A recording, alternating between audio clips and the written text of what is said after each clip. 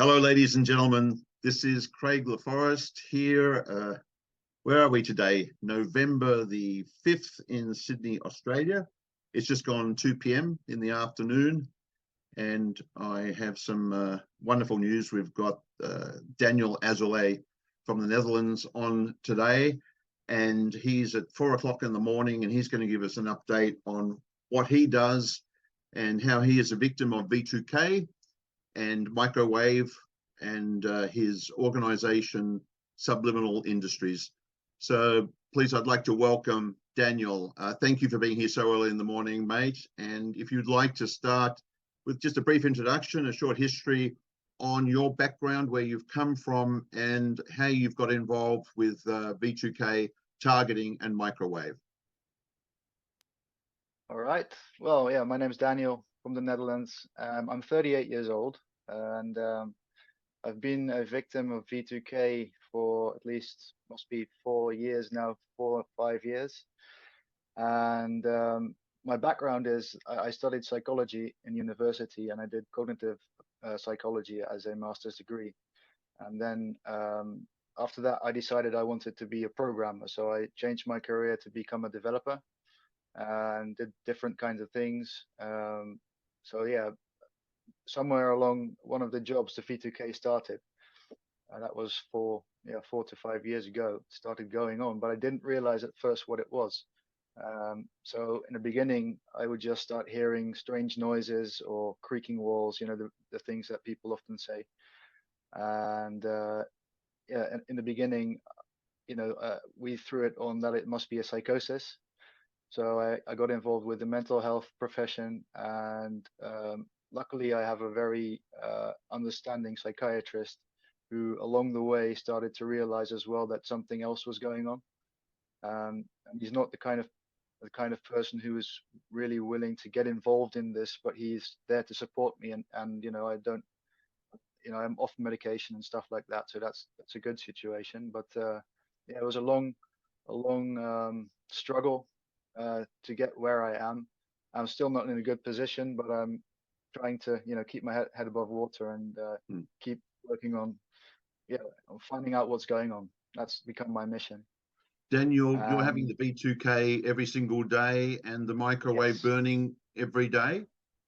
Yeah, pretty much every day. The V2K is 24/7, even when I'm sleeping. And the voices start as soon as I wake up. I notice that my dreams have been guided or influenced, and that's also V2K. It's just it's guiding you through your dreams, and it's also programming certain images and stuff. And that's 24/7. And the microwave burning has been very heavy for a long time, but lately it's kind of been letting up. Multiple things led to that, I think. First of all, I figured out that there's a way to block a lot of it. It's a bit involved, but once you get it done, it's pretty effective for most of it. You still feel it, but it's not as bad. I'll explain that later. Okay. And second of all, I'm just getting. Where are you getting most of your burns when they do happen? They typically happen at nighttime or during the day to you? It's mostly nighttime. Actually, it normally starts when you start to relax. So if it's nighttime or daytime isn't really a distinction, but the thing is, when you start to relax, you want to lay down for a bit. That's when it always starts. So, but mostly nighttime, therefore. Yeah. And yeah, random body areas actually everywhere. But there are some notable ones, like the corner of your eyebrow or here, specific place on your nose, or it pinches you here, or along the body, mostly in the sides, in the legs, also in the private parts, a lot, and most of all the feet. A lot of us go through exactly the same thing, Daniel. I get it in my feet and my legs very badly, all the way up to my groin area. I'm burnt consistently through there. I'm burnt on those areas, as you've said, on the face, the chest and the arms, and you can literally feel the waves of microwave coming over you. And it typically, again, happens to me in the middle of the night when I'm so isolated in my bed, and also I could be in a restaurant, I can be on a ship anywhere in the world, and I feel the microwaves coming into my body. So the transition from you understanding that something was happening to you, and I think it's thank God that you're able to sit down and be able to explain this, because so many people typically believe that this is a psychosis or people are going Yes. crazy Yeah. when they Yeah. experience this. And we know now, because of the millions of people who are afflicted with this, that is simply not the case. So you went through this transition of understanding that you were part of something bigger. The CIA had their Yes. own program with MK Ultra and Monarch. Would you like to Yeah. just talk about that briefly? Absolutely, yes. Well, there was a specific moment because I had two phases, I like to say. There was a pause in my targeting, and that was when I left one job a number of years ago and went into another job. It let up a little bit, but then I went on vacation with two my best friends, and as soon as I came back, it hit me again, and the voices started coming back, and it was very extreme at that moment, and things just started happening that didn't make sense. And being a psychologist, I recognized that at some point I started to recognize this cannot be a psychosis, because of the first of all the complexity of it. It was way too complex, and I started noticing specific things. I can't exactly remember what made it click, but I think it had to do with the story that was being presented to me, so that my neighbors were MIVD and AIVD agents, which is the Dutch security services, and I just knew, actually in the back of my head, I knew that wasn't true. And that's when I started thinking, wait a minute, they're using all these intelligence terms, and that's a world that I normally have nothing whatsoever to do with. So it's not inside my own psyche. It's not a theme for me. It's not something I worry about normally. And I started thinking about that, and I started realizing more and more that the symptoms that I was having are not psychosis, because I was having the muscle spasms, I was having the Yeah. burning, Yeah. and Which things is that I could see. Yeah, which is Yeah. atypical of somebody who has psychosis. Yes, Exactly. you don't get muscle spasms all over your body, and the thing that also made it click was the tinnitus. Yeah. Tinnitus that started out as tinnitus, but later on it started to become voice modulated tinnitus as well. And I started to realize that it would always happen. These things would always happen if I wanted to do something. So I noticed there was a pattern in it that was trying to prevent me from doing things. And I remember there was a specific incident or episode when I was in bed, and there was this kind of interrogation mode going on. And that's when I realized that the methods they were using, or the methods these voices, what I still thought were voices, maybe not, were using, it suddenly clicked that these were programming techniques. And I started researching the specific um, structure of what was happening, and I ended up finding out about Monarch programming. And it was the Wizard of Oz style Monarch programming that was actually done to me. And Yeah. that's when it really clicked that this was a mind control program. Yeah. And, So, ladies and gentlemen, here's a very bright young man who is so articulate in what he's gone through. And I think it's important that you have family members and friends who don't understand what's going on with people who say that they are hearing voices very clearly or are getting burnt very clearly, and they can show you where the burns are. This is a young man, as many people are going through a similar situation, who you need to listen to, because and I know also with the AI, they started speaking German to you while you were watching a German series. that was an It's error, I think. amazing. And I lived in the United Yeah. States for 28 years, and they speak to me in an American accent sometimes, and then in an Australian accent. So can you just give us a bit of information about what happened when you were watching this German Well, series? that's not. There's a little bit of a prequel to that, because I have family in the UK, and last time I went to the UK, over here the voices, because I think in English and in Dutch, but usually in English.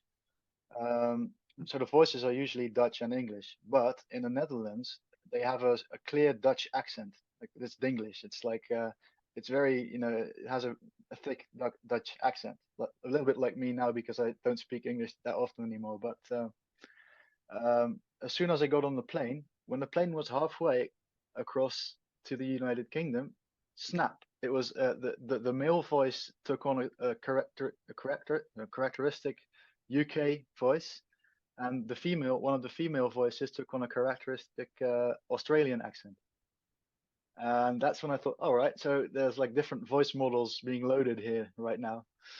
So that was a difference. But what happened recently was I've had an episode a little bit similar before, but that was a trick. I was a couple of, or maybe a year ago, I was watching an Italian movie, and then the V2K started sort of babbling in Italian, but that was a trick because I sort of looked up what does that mean. It didn't mean much of anything, so that was just like mimicking the sounds or something.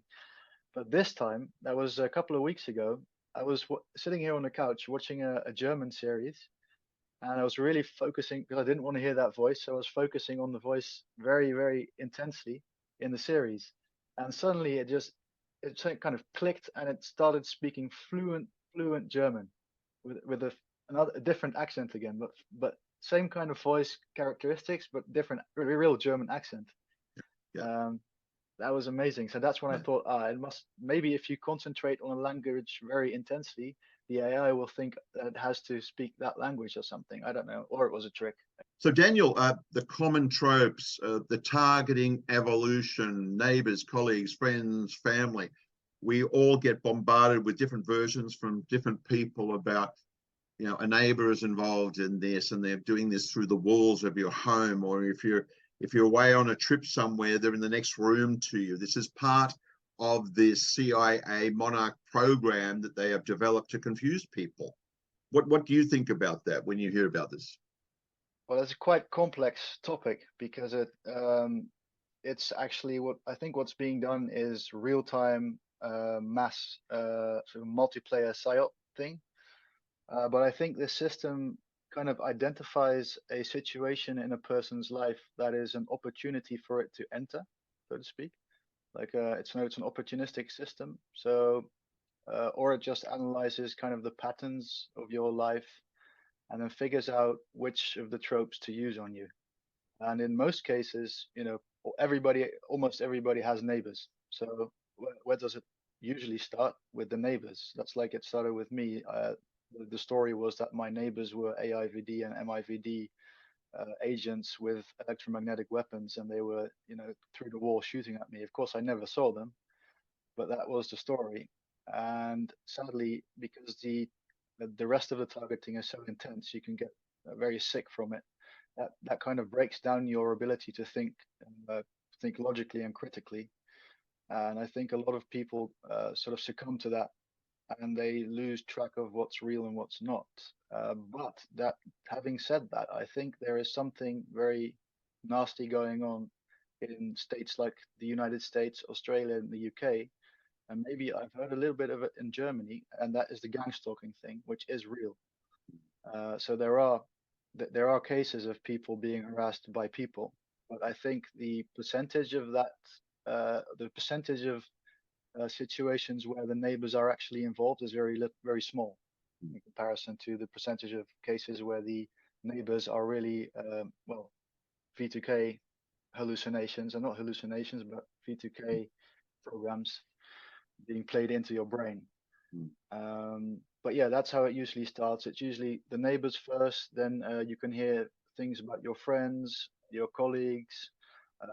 If that fails, you know, first they'll start to try to isolate you from your inner circle, from your friends, from your neighbors. That's the goal, to get you to act out against your neighbor or against your friends, or to say something weird, to create sort of static, and slowly wean you out of your social you know, circle. Yeah.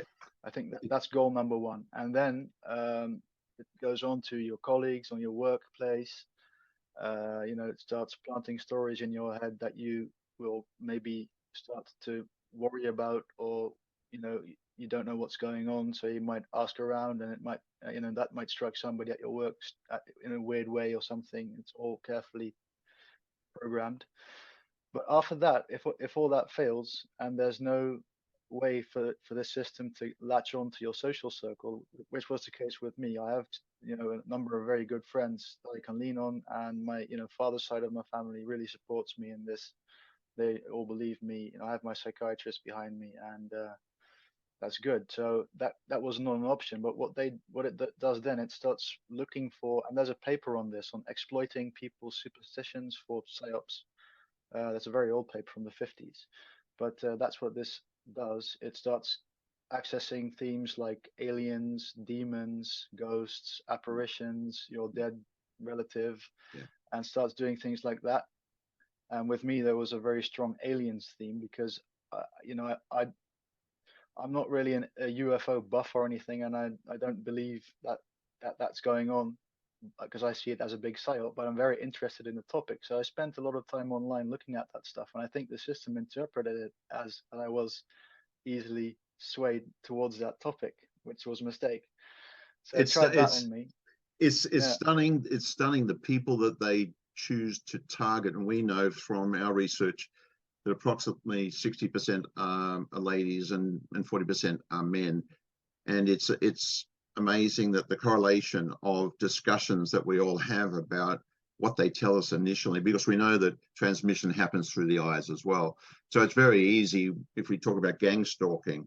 Once we recognize that the data is out there, the research is out there for people to transmit through their eyes, it's very easy to pick up a story about somebody and the friends that they associate with and where they've lived and so forth. It's just so easy to create that story so that the individual looks back and says, wow, you've been around for a while, to pick on me, to pick on a psychologist, to pick on somebody who's in the jobs that I have traveled the world so much and met so many people in many spheres of business. They've chosen their people very, very carefully. I also wanted to talk about how. Craig, let me hook into that for a second, because I think there's a very good reason that the system knows so much. I think we all know that Snowden revealed that there were a number of programs running that were intercepting, for instance, phone calls and storing them. And that came out, that was happening. I think the reason why these voices are so realistic and the reason why they know so much about everybody is because there's been a covert operation going for a long time that has been using telecom infrastructure to do audio eavesdropping with millimeter wave, or in any case, phased array, special techniques that can detect sub-millimeter vibrations. And that way, the system has been able to listen in on everybody everywhere where there is telecom infrastructure for decades. And it's built up a database of every language on the planet, every dialect, every subculture's dialect, every trope, and that's what's really been going on with those programs. And I think that's being put to use right now. So yeah. How I know that you've talked about the fact that V2K suggested to you that you weren't implanted. I know back in the 50s when the MK Ultra program came out in 1953 through to 1972, supposedly people believed that they were chipped, implanted, and the voices told you that you had been initially chipped or implanted or not. They eventually turned around and said you were not implanted. Yes, it took a while, but it's more like the system kind of gave up with the psyop, because there was a period where I was in doubt, and especially there was a period when I had to go to the psych ward. I was that lost from the targeting, and I needed to, in the Netherlands, it's really relaxed. It's not like America where you get locked up. You can do it voluntarily, and they ask you, do you need a timeout? So I said, yes, I'd like to stay there for a couple of days or a week. I went there. And when I was there, they did this thing where they said that I had, with my vaccine, I had got a nanotech implant was injected into me, and that it was actually meant to not cross the brain barrier or something, and it accidentally did. That was a psyop, and that it was two-way communication, and it was only supposed to have been one-way communication. So this is what the voices were saying. That's what the voices told you. Yeah, and that's how these psyops work. But eventually, I kind of poked through it, and I started researching, what's possible, what's feasible, and what's logical. And Occam's razor says that, of course, there are going to be people who really do have implants, still new TIs as well. There's going to be a subset of them, because this these initiatives, these Brain Initiative and others like it, these programs, they will try different technologies on different people. But I think the 80 to 90% is all radio frequency based and not with no implants. But yeah, what I was going to say about that, yeah, of course I had an MRI and there's absolutely no implant in Nothing. my head. So I know Nothing. that for Yeah. sure. And otherwise, the logical thing is it can be dangerous to implant people if you don't know their technical skills, or if you have a misconception about their technical skills, because an implant needs to communicate. If it's RF, you can potentially find it, and if it's communicating with ultrasound, like the newer stuff that DARPA makes, you can definitely find it. So yeah. it's kind of a difficult thing to do. Yeah. I've spoken to neurosurgeons in the past, and some of them are aware of what's going on with these technologies. And they've explained to me that when they go into the brain, they typically go in there to take out a tumor. However, through the MRI, they can see what are called LFOs, light foreign objects, and they connect themselves. They could be chips, they could be implants, they connect themselves to the skull, and we have what calcification happens. The bone grows over the implants or the chips, but they would never go into those areas. I've learned from other interviews that you've been involved in that you've made some technological discoveries. Can you tell us a little bit about those, please? You found the signal and so forth, RNM, and can you tell us a little bit about that information? I'm still researching it, but I think I have a very high chance of eventually finding out that it's true. Put it that way. Yeah, I was researching because well, that must have been 2 years ago by now, maybe even longer. I was playing around with like a software-defined radio. It's like a tiny little USB-sized thing you can stick into your laptop, and you can look at the radio spectrum a little bit. It's not very high tech or anything, but you can look around. That there was a signal back then. It was somewhere else, but it was slightly. Its frequency bands were slightly moving with the voice that I was hearing. So I thought that's weird. So I kind of I made a bookmark in that program that I was using, which is GQRX. I made a bookmark to look at it later, and I was still doing it. So I thought, let's make a screen recording of this. While I was talking with the V2K, chatting two-way, and I was making the screen recording, and there was lots of mentions of mind control and this and that, and I started saying the words mind control like verbally in the screen recording, so it was recorded. I was thinking maybe I can record this and later do some statistical analysis or something. I don't know. I didn't have any idea what to do with that yet. But the weird thing that happened was that was my old laptop, and it was hacked. As soon as I hit save on that screen recording, and I think it happened straight as it hit the hard drive, the audio track in the recording was you have the stereo track. So there's 2 tracks, left and right channel, and they are slightly different because I had my microphone on as well. So they should have noise that is different in both sides. So they were slightly different everywhere from each other, except in a place where I had mentioned mind control. It was all garbled. It was blah, blah, blah, something like that. And I looked in the spectrum. I opened it in an audio application. I looked at the spectrum, the FFT of the spectral view, and I looked very closely, and I thought that little bit where I said that in both the channels, the left and the right, something has been inserted or garbled there, and it's been copied 1-to-1 to the other channel. And I thought, what the hell can do that? Because I thought that must be some kind of AI malware, or of course it is. We hear about this some CIA constantly. tool. Yeah. Constantly. So We hear about computers and phones being hacked. And once you're a victim of this technology, and I hope people understand this after what we're bringing them today, this is one of the components of what they do to people. And you're explaining yourself so well here. Yeah, and then what happened as well, I made lots of backups of this stuff, and at some point I had a new job but this targeting started getting very bad. Mm. And that was when it tried. I thought it was making a deal with me. It said to me, "If you delete all your material, we're gonna leave you alone." So I went around and deleted everything. I asked my family and friends to delete the files I sent them, and they confirmed. And then it got even worse. So the targeting increased exponentially. But then, by some weird stroke of luck, I discovered that I had all of the files still in a different cloud service that I forgot about. And there was that video, and that's, I think, what it was all about. That's why they wanted to delete everything. So that video is safe and sound now, along with a lot of recordings of other stuff.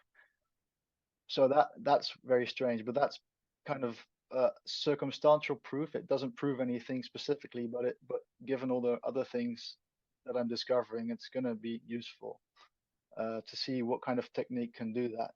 But anyway, to get back to the transmitter thing, to the signal thing, I was looking at that spectrum, and at some point I was, getting targeted very heavily, so I didn't do much with it. But later, I started looking again, and I found out that in, I think, September, the frequency had shifted to a new area in the spectrum, and it's called VHF 3 block 9C. At least in the Netherlands, that is where a system is supposed to be, that's only referred to very briefly. And in the Dutch frequency plan, it's only mentioned as being under study.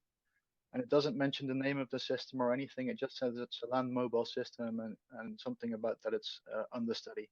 So I had, and it made a reference to a document named Geneva. So I went to search what is Geneva, and it turns out it's a radio convention sort of journal where they make plans for the radio spectrum management stuff. And in that document, I could find the name, and the name was Land Mobile System R1 dash medical telemetry. And there's a number of red flags with that system, because it says it's medical telemetry, but it's operating at a digital video frequency. And it has two parts in the spectrum now. And I'll explain later the relation between the two. But it's very suspect, because there's a part that's centered around 206 megahertz. That's right. And that one is the one that used to respond to my V2K with a frequency shift. And I've already figured out by doing some experiments that it's pointed straight at my head.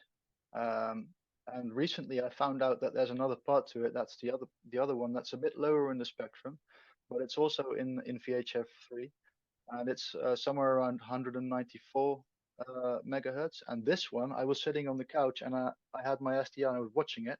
I thought, hey, that's the exact same kind of spectrum image that I saw in the other system. So I thought that must be related, because it looks different from the DVB signals that are adjacent to it. And then I noticed something very peculiar in the lower one. I was watching it, and I was breathing. And I suddenly noticed that when I was breathing, 3 of the bands would go like this, like that. They start moving in tandem with my breathing. And then I did an experiment. I thought to myself, okay, let's pretend that I'm breathing, but not actually inhale. So I went like that, like a movement, and the bands just stayed still. And then I started really breathing again, and it went like this. So that was immediately I knew that system is monitoring my breathing. So that is my prime interest at the moment, is getting to the bottom of what is Land Mobile System R1, what is it doing, how did it get here, and I've figured out a hell of a lot of history. And now tomorrow I'm getting a spectrum analyzer, which is going to be delivered tomorrow, and some other tools. I want to talk about this with you a lot more, Daniel, in the future. We've got about 15 minutes today, and there's so many subjects I want to talk to you about this. So we will have another discussion, and hopefully it won't be at 4 o'clock in the morning for you. God bless. Yeah. But I wanted to, if you don't mind, I want to move on to look out for charlie.com, and I've had an opportunity to listen to that. You want to build a V2K decoder based on what he says. And there are so many people who are quietly hearing people telling them what to do, as we know. I've experienced the obvious voices at night time. They can start off in any part of my head, and I have the disgusting nightmares which come in more so recently in the last 6 months than any time before. And I have this throughout the night. It's almost, as you are saying, it's almost all night long. And I have the very quiet voices starting off. And I saw in one of the episodes with Look Out for Charlie, where it was explained that people are hearing subconscious voices coming through and saying things like, your husband is cheating. And they're able to direct this recorder to the person's head and literally pick up the voices saying that. So it's a manipulation where so many relationships can be destroyed simply because they're being subliminally talked to by people. It was overwhelming, and the research that he went into and the evidence was amazing to see. Amazing to see. Well, Charlie is a very, very smart guy. Now we're dealing with, he calls it ELF. I also used to call it ELF a lot, but recently I figured out that it's more likely a regular, quite high-powered microwave beam that is modulated with a pulse wave, which happens to be in the ELF range, so that it's harmonics, and if it causes interference in nonlinear junctions in electronics, it causes reflections which can be sort of unintentionally demodulated back into very low frequency. So that will explain how you can record these pulses. And you can't actually hear voices in audio. That is a misconception. That's the AI playing a trick on you. But what does happen is that these pulses create interference patterns in audio files. Doesn't matter how you record them. Some of them have them more prominent than others. Different techniques and methods. I've got a big microphone there. I just gonna try that. But there's a Hear Boost app on the phone which can do it really well. But that's what Charlie uses, this information. He uses it, he approaches the audio as if he were mixing radio frequencies. And then he looks at it that way. I've started building his system, and I'm starting to get a little bit of a result, but it's not the approach I'm going to take eventually. What happens is there are, at least in the very low frequency audio range, in 30 to 100 hertz, you can see some fluctuations, and there's interference from pulses. And also in other regions, there are some little pulse trains sometimes visible. So my idea was more to actually train an AI, or actually to fake these pulses using linguistic data on phoneme durations in language, and then create fake pulse trains. Because I noticed that the pulses that you get to a brainstem, they coincide with phonemes or vowels. And that's what Charlie says as well. So I've already built that data set. All I have to do is to translate that to correct looking or sounding spectral data, and I can convert that to audio. I'll feed that into a machine learning model, and I'll train it to recognize words based on these synthetic files. And then hopefully it will start recognizing the same words in real V2K. That's an approach I'm working on. And I'm also parallel, I'm trying to do what Charlie did as well, which is, he calls it a SWAT rat, or the Delta Echo 9. And that's his sort of approach. I'm also trying that. But yeah, I have more faith in the machine learning approach, because first of all, you can do something else with that as well. You can build a simpler classifier which will just tell you this file does or does not contain V2K, and that would be already a very valuable tool. Now that's focus number one, and focus number two is actually getting it back to text. Yeah. You're doing really well with this, mate. It's incredible. I really acknowledge the work that you have done as a psychologist, and going through this for so many years now.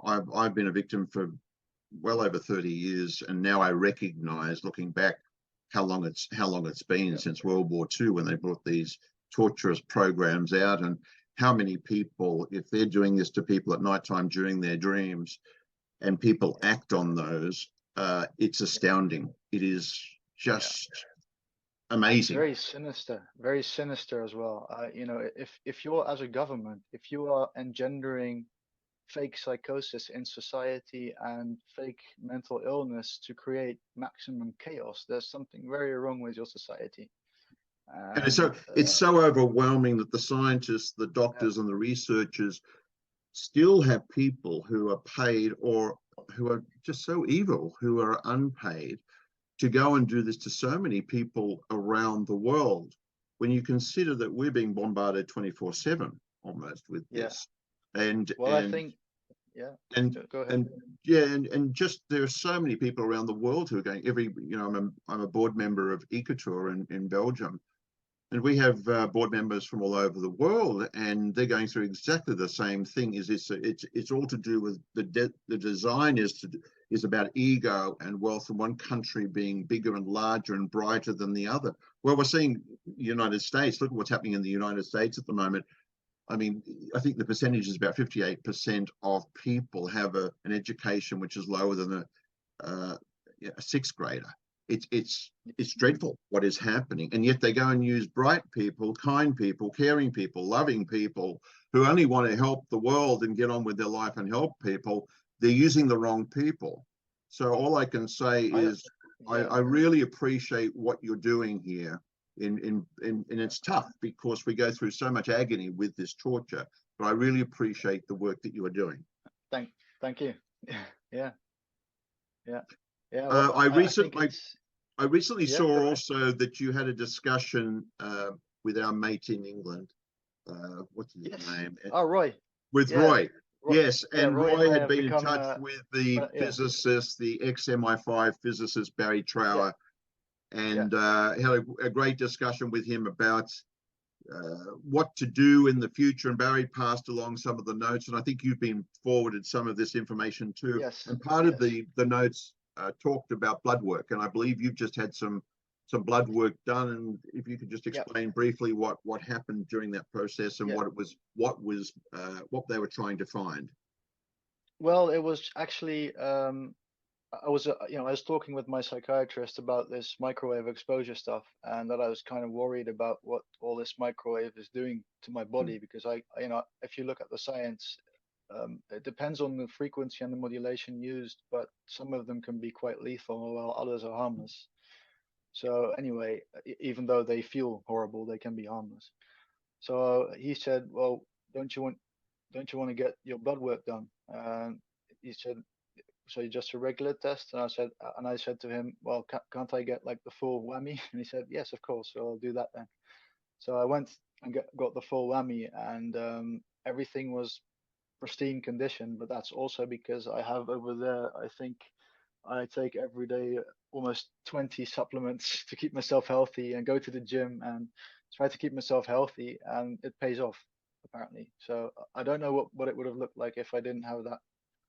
But I was very happy to find out that my blood is fine. There's no sign of any cancer or other weird stuff. So yeah. Excellent. That's fantastic, and we'll talk about this further in another discussion. I'm going to put up a little list of supplements for TIs. I was working on a PDF document, which are just going to help people to kind of sustain their health a little bit. And, Excellent. Well, look, in another interview, and I promise you it will be at a reasonable time, I'd like to talk about more of the work that you are doing. I'm trying to keep this short today so because I know people have limited time to listen to these discussions. So I'd like to keep it as simple as we can today. But I believe, as I said, it's because of people like you at such a young age that the perpetrators have noted and attacked you, and are attacking younger people of your age. And if you could just briefly, this is the reason you started Subliminal Industries. That's the reason that you want. Yeah. Yeah, it's not actually a real thing yet, but I'm trying to make it. I'm trying to sort of manifest it into reality. So I just set it up as a kind of a social media name in the beginning, and then I started putting it on everything I have, like my GitHub and everything else, which I have to clean up. There's lots of old stuff that doesn't work. But I really like to actually change it into a real organization that is like going to be a watchdog for the age of cognitive warfare. To keep an eye on emerging technologies and how they might be used to subvert human consciousness. That's pretty much what I envision it to become. But right now, it's still pretty much a solo thing. So I'm hoping in the future to, I'm meeting more and more people who are like tech-minded. So hopefully we can join forces at some point and set this thing up and get it going. But first we need some breakthroughs. So we have a court case, and if we have a court case, we have a Subliminal Industries as an organization, I think.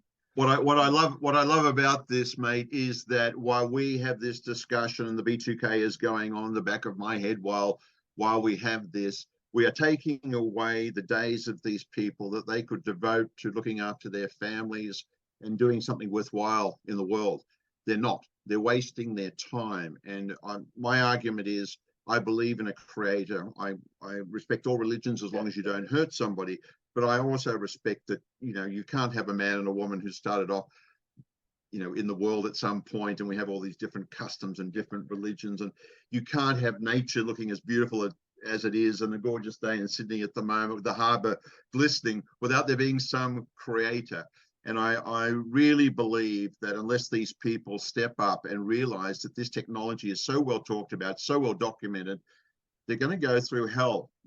Karma is a big word to a lot of people who are victims at the moment, and karma will happen to these people if they don't stop doing this to really good people.